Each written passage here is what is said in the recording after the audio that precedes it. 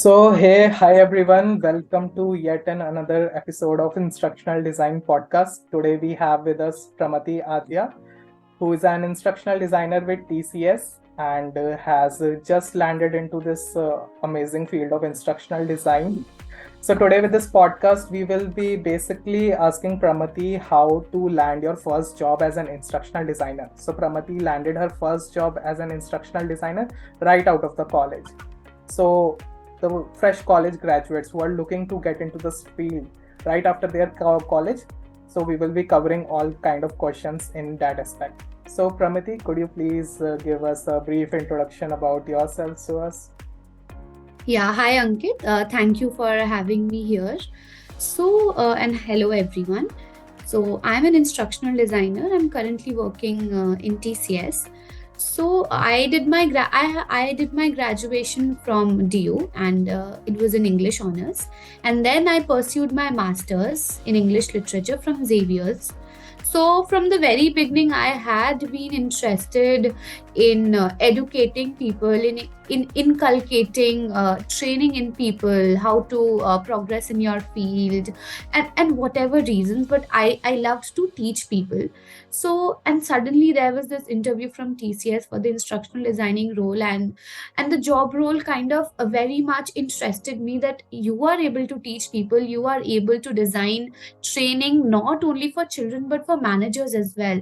And that motivated me that I'll not only teach students, but I'll teach some vice presidents of companies, CEOs of companies, managers of companies. And that's what interested me to go into this field. And that's how I became an instructional designer. I would rather not say an accidental instructional designer, because I did not just land up in the role, but this job role actually, you know, interested me a lot. Okay. Sounds Yeah. great. Sounds great, Yeah. Pramati. It's wonderful to hear that you had that level of clarity right from your Mhm. college days. Most of the people in this field, as in our last podcast, we had a conversation with Nitika. So, most of the people in this Right. field have made a lateral transition, and Yeah. you, on the contrary, directly started your career with instructional design. So, it's great to have you here. I'm sure we will be having a lot of beautiful discussions going ahead. So, Yeah. can you tell us that how did the college placement scenario look like when you were stepping into instructional design? What kind of interview questions were being asked? And a fresher who wants to get into this field, what kind of companies he can apply to, and how he should be polishing his interviewing skills to land the first ID role right out of the college? Okay. Okay, so if you are, first of all, if you guys are thinking that to become an instructional designer, I have to pursue a specific degree, or I have to pursue this specific course, there is nothing as such that you have to do this or do that. But I am myself from an academic background, and I landed in the corporate world and into the instructional designing world. So there are some skills that you need to brush up. First of all, your storytelling skills. Since I'm being from literature background, I was into content writing and I was in the advertising industry. I would rather say that I have a storytelling scenario always going on in my mind. I am a creative person, and I always wanted to write, I wanted to create stories. And when you use that creative side of yours to develop something for managers or for K-12 or anything, that enhances the skills as an instructional designer. And apart from that, there are various authoring tools that you need to do to land into your instructional designing role. For example, you need to know what is articulate, then you need to know what is captivate. Then there are various other tools that you should have sharp knowledge in, so as to land in your first ID role. And as a fresher, I think because with such a competition in today's world, you should brush up with every knowledge of yours and be as sharp as possible with your courses that you have pursued and all the skills that is required in the ID. Hmm. That's great to hear, Pramati. Can you help us walk through your interviewing experience with TCS? What kind of questions were asked, and how did you tackle Yeah. them successfully? Yeah. So first of all, this is a basic interview knowledge that everyone should have is giving the answers confidently, right? So my first interview question they asked that how with a literature background, can you help with the content for managers? How will you help to write something for the managers? Because this is very technical and you are from a non-tech background. So I was like that with a non-tech background I am more proficient in creating stories. I'm more proficient in creating a creative training and development knowledge and a course for the managers that a tech person would do. Of course, a tech person can't think around the story. He can, of course, use the tools more proficiently. He can do anything from the back end. But to think around the stories and be creative and what all to include inside a course, that is something I think a person who has been a literature student who wanted to educate people, that person would know it way better. And these are all the questions that I had handled, that you are from non-tech background, and they did not ask me about the specific tools that I had to use as an ID. But they just asked me that since I was a fresher, they asked me, will you be able to do technical work, use the tools and everything if you get an opportunity to do so. So you just have to be very way forward that and keen to learn always. You should never stop learning, and that's how you can crack your interviews. You just have to mold your degree, mold your learnings according to the role that you are applying for, and you Yeah, can crack yeah. any interview. Yeah, definitely. I think there are some really beautiful key takeaways which our viewers Hmm. can take from this.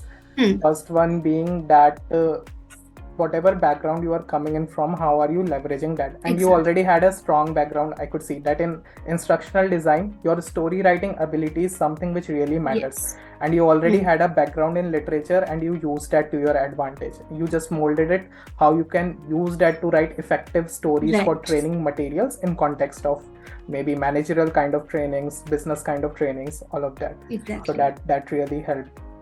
So do you think that a fresher who wants to get into this field, he necessarily needs to pursue a degree in literature, a degree in English, all of that? Is it really required? What do you think? As I've already said that there is no specific degree to pursue a career in instructional designing, but it of course depends on what kind of a person you really are and what creative abilities do you have. Even a person who is from a tech background, who has been doing coding for the 4 years of his college life, he can also be an instructional designer because of his story writing abilities, or because of understanding the emotions and the requirements of the people.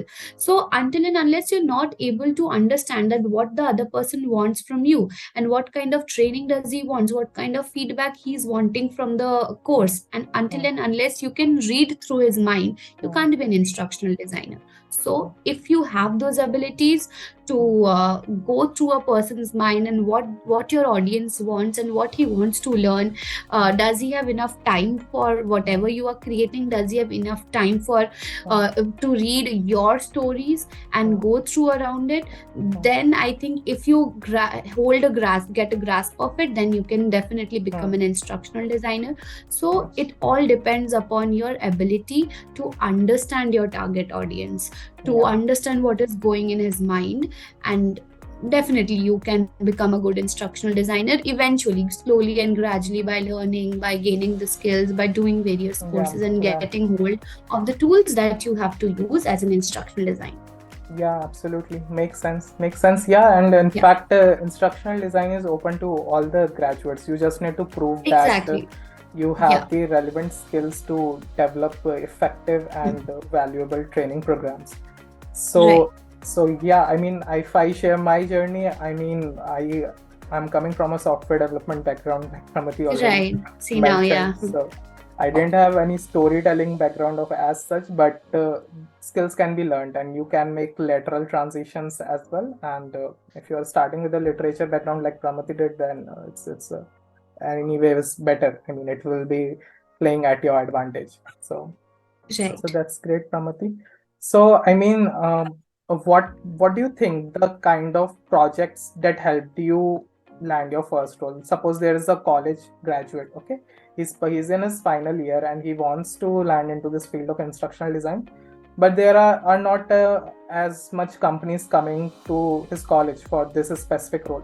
So how can he go Right. about applying for these companies, and what kind of projects he should be building in his college to prove his mettle to the companies once he is landing the interview? Okay. So, for example, instructional designing, as we still know, is still a growing and developing field in India, and it has a lot of potential in the future as well. Hmm. And if you are really keen into going to this field, then I should definitely feel that you should build a portfolio of yours and showcase your all talents there. Learn the relevant skills, learn whatever an instructional designer does. Uh, Go through the companies that have instructional designer roles, connect with the instructional designers, ask what kind of projects they have worked on, what kind of work they have been doing, and expand your thought process. Create a course like that. Okay, create your portfolio, learn those skills and post them and start applying, and then you have everywhere to go. Companies will notice you. They will not see that you are a fresher or you haven't worked for any companies, but of course you have created your own projects, you have created your own portfolio, and the companies will go through that. They will identify your talent, and if you have a true talent, if you um, are confident enough, and if your portfolio seems good enough, and you have uh, used all the tools, authoring tools, and your storyboarding knowledge, everything that an ID requires, then definitely you can land in an ID role, I guess. Yeah, yeah, that were some really wonderful tips, Pramati. Yes, that Yeah, going to the careers page and then talking to people who are already in the company, asking them exactly. what kind of skills are required, and then building projects around it. Yeah, Yeah, so because someone who does not have any knowledge on the mhm. projects, you can't get it from anywhere. You have to connect with the people who Yeah, have yeah, already worked in yeah, the ID yeah. roles. Yeah, absolutely. And as a fresher, you won't be expected to have a mastery over all the ID theories, over Exactly, all the right. tools. They just want to know that whether you are good with the fundamentals and whether you have a zeal to learn the trending tools and technologies which are coming Right. in. So that's what they are looking at and evaluating basically. So yeah, so it was a wonderful discussion, Pramati, and I think our viewers will take away a lot of beautiful insights from this. Thank you. Any last words which you have for our viewers? Any advice for the college students who might want to get into this field and want to be a trainer, instructional designer, want to get into e-learning, course creation? Any Yeah. final words of wisdom? Yeah. So, first of all, I think since instructional designing, if you even go on LinkedIn or any Naukri or any kind of these job pages, you will find that the roles of ID are very limited. So, first of all, to know more, you have to know more about this field. You have to know what actually is an instructional designer. You can't just learn the courses. You can't go through the courses and learn the skills. You just build a portfolio, and at the end of the day you don't know what an instructional designer does. So I would suggest that join a community, connect with the IDs, and get to know what instructional designing is. Build your skills according to those, build your skill according to the standards of the companies who hire instructional designers.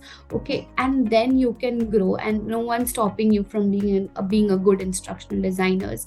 There's always learning, there's always growing, and skill development of course is a must. So you should never stop learning, never stop growing, and that's how you can, I think, excel in your career as an instructional Hmm, designer. hmm. Upskill yourself, because there are tools that are coming every day, and try to incorporate every new tool in your or in your course, whatever you feel is right, and then you can grow as an instructional designer, I guess. Yeah, absolutely. So thank you, Pramati. Thank you so much for Yeah. joining us on this podcast. I think this was a Thank you. wonderful discussion, and we will close Thank you out so much, here. Anu.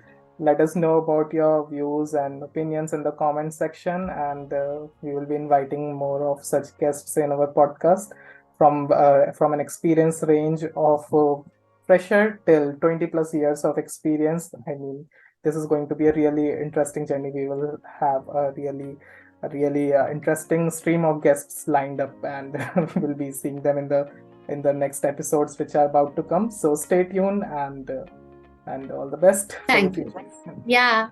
Bye.